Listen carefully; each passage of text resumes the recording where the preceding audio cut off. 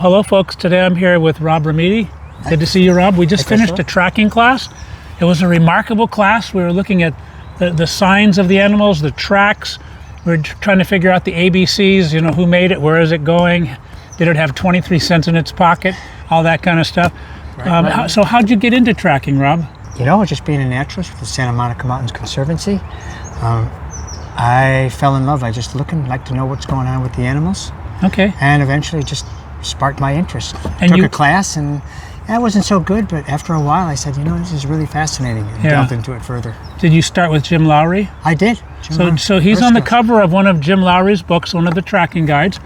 And, you know, today you did the little tracking box to see what the animals do, and then you taught the 7 basic points. So I'm assuming if you ever write a book, it's going to be those 7 chapters, because there's 7 things. Tell us briefly what the 7 things are to become a good tracker. You don't want to be fixated on the track. You want to look at everything, be observant. What are the 7 points? Well, that's exactly. So there's 7 signs or clues or evidence that animals are here. When people think of tracking, right, they think, oh, of the actual footprint. And that's great. That's one of the signs. That's one, but there are others. So there's scat. Scat, okay. Okay. There is parts of the animal. You might find feather, fur, bones. Okay.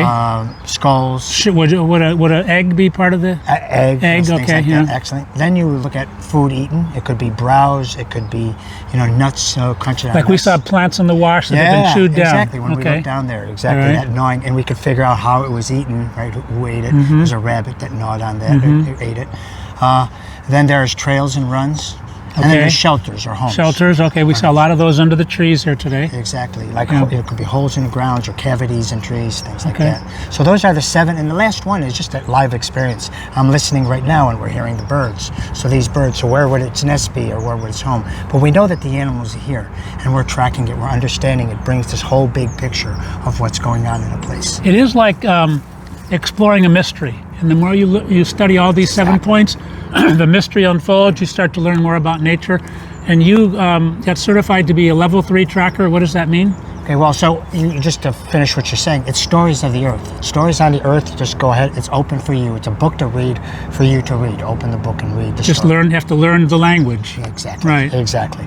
And so, what was that question you asked? The question was, you're a level 3 tracker. Okay. So that means you had to go through some testing. That's kind of one of the higher levels of being a tracker. Absolutely. And you took how many years were you doing it before you did you got to level 3?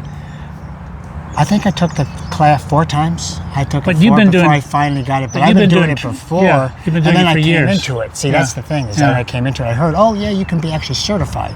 So it's just a certifiable method to make sure that, you know, by professionals who have done this for forever. So we've known each other for almost 40 years. You've been tracking all that time, right? Yeah, exactly. It's probably longer than we've known each other. Well, it's probably about that same time when I started getting involved in the outdoors. So Rob does some of the classes through the School of Self Reliance. He also does homeschool groups. Exactly. And I hope some of you come and meet Rob at one of the future classes. Thank you so much. Thank you.